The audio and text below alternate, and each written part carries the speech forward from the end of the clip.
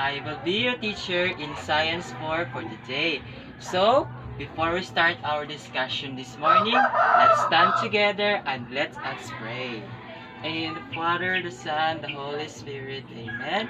Our Heavenly Father, thank you for today. Thank you for all the blessings that we have today. Please guide us, especially when we are home, and protect us every time and everywhere. In Jesus' name we pray, Amen. Father, the Son, the Holy Spirit, Amen. So class, before you sit down, please arrange your chairs and pick up some pieces of paper. Is that okay, class? Okay. Class, you may now take your seat and sit comfortable. So class, may I ask you, who is absent for today? Very good. No one is absent. Clap your hands, everybody.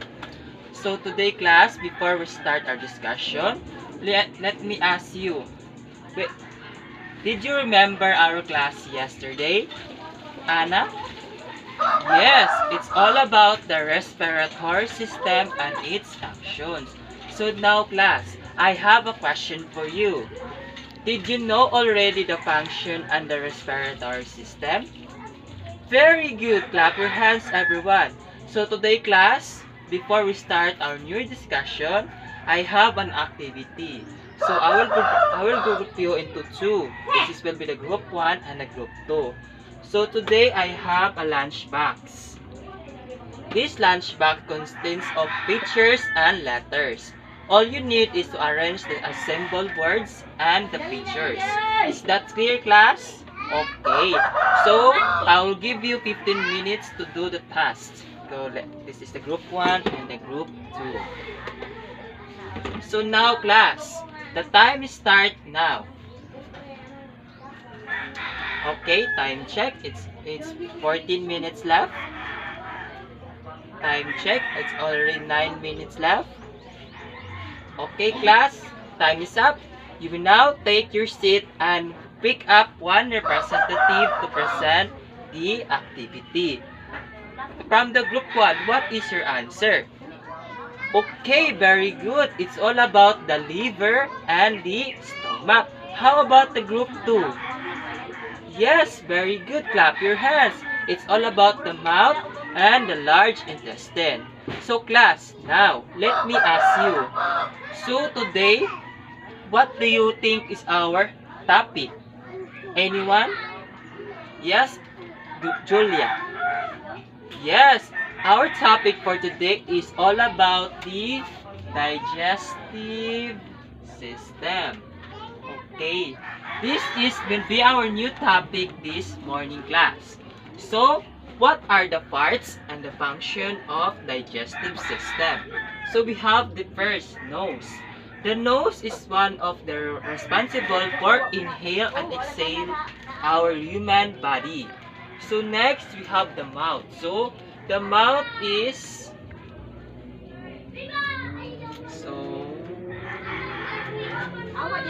So first, we have the mouth. The mouth is break down the foods. So the mouth is one of the responsible of the mouth is the breaking down of foods. If you eat the food, the mouth will be responsible to break down the foods. Next, we have the esophagus. Esophagus is the muscular tube that moves the foods into the stomach.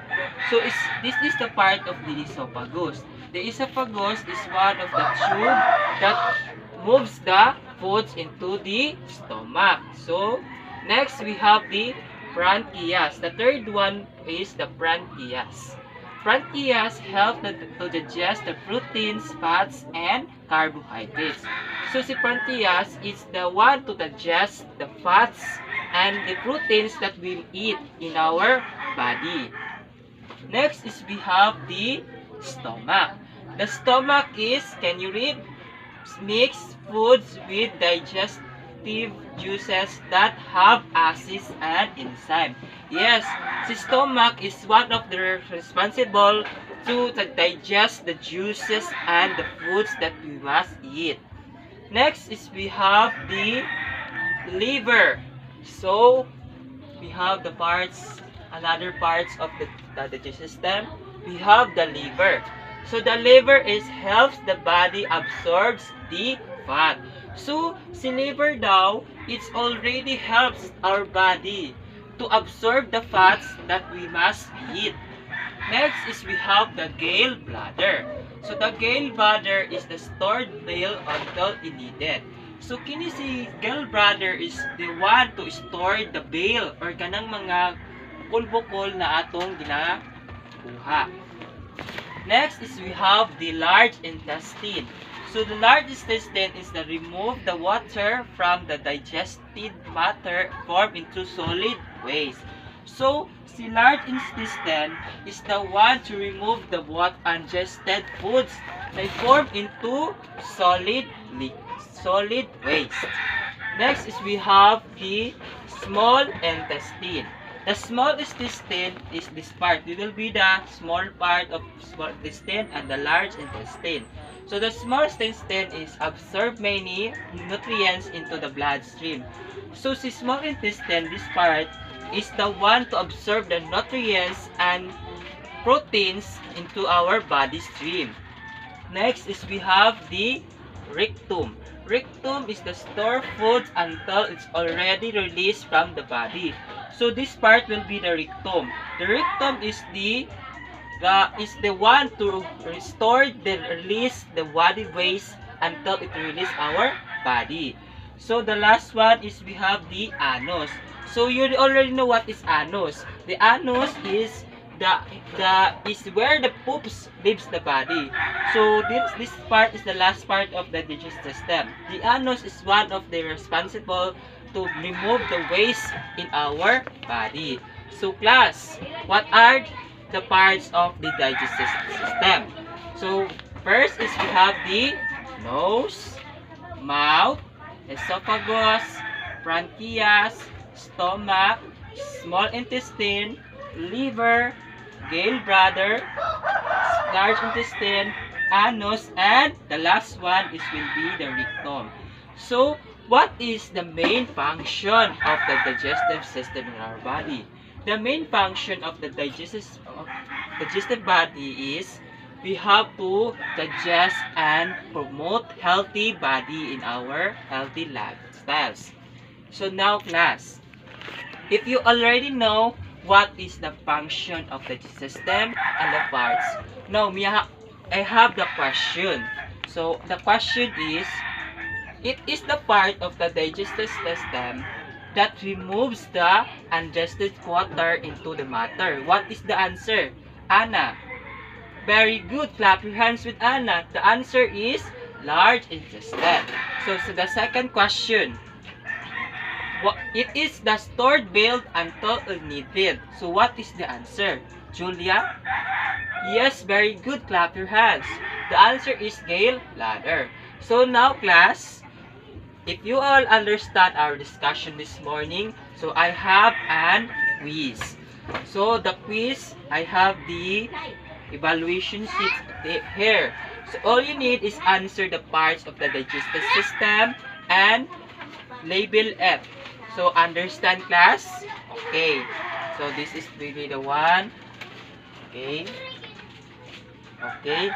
Everyone, let's answer. I will give you 5 minutes to answer the evaluation sheets. Okay?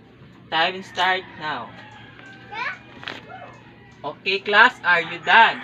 So pass your paper to the front and I will check it later. So now, class, before we end our discussion, I will give you an assignment. The assignment is let your parents, your guardian, or other members of the family should draw the digestive system and the parts of it. Is that clear, class? Yes. We will pass it to next week before our class will start that. Okay? You understand, class? Okay. So now, class, before we end our discussion, we have one reminder to you. Always remember that learning is always the process of learning in our life. So, kung kita nagalisod sa atong pag-eskwela, dili kini tumong sa atong pagtuo. Kay ang pag-eskwela mao kini ang inspirasyon sa ato aron kita mahuman. So, now class, let's have done our class. So, let us pray. In the name of the Father, the Son, the Holy Spirit. Amen. Heavenly Father, thank you for this wonderful day that we end our discussion. We offer this prayer in Jesus' name we pray. Amen. So, thank you class for your participation and goodbye.